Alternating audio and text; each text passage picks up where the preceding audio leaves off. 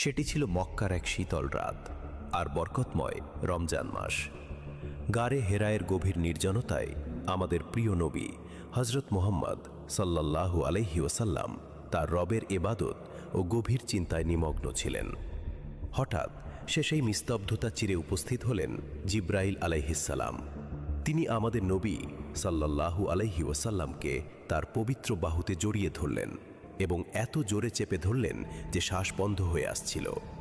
তারপর মহিমাময় সেই প্রথম আহ্বান ধ্বনিত হল, ইকরা, পড়ো।